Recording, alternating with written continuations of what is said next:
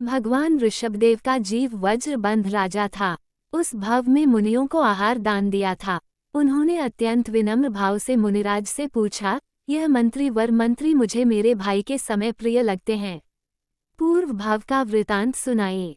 तब मुनिराज ने कहा, राजन, मंत्री वर पूर्व भाव में विदेह क्षेत्र में सिंह था। एक बार वहां के राजा ने मुनिराज को विधिपूर्वक आहार दान दिया। उस सिंह को, जो भरत का जीव था, उसे अपनी जाति का स्मरण हुआ। वह शांत हो गया। मुनिराज के उपदेश पाकर उसने समाधि मरण अंगीकार किया। मुनिराज ने राजा प्रतिवर्धन से कहा कि यह सिंह जी समाधि मरण प्राप्त करेगा, भविष्य में मोक्षगामी होगा, इसलिए तुम्हें उसकी सेवा करनी चाहिए। भरत का जीव पूर्व भव में सिंह है। ये देकर मुनिराज को आहार दान देकर राजा अत्यंत प्रसन्न हुआ। उसके बाद वैराग्य को पाकर संन्यास धारण किया। उसी समय मुनिराज ने एक राजा से उसकी सेवा के लिए कहा था।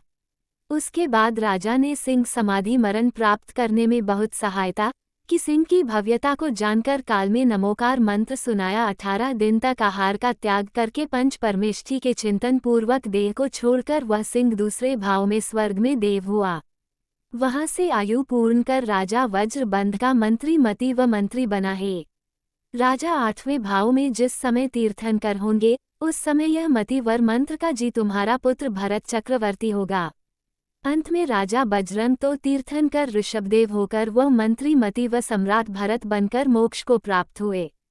उन्हें हमारा नमस्कार।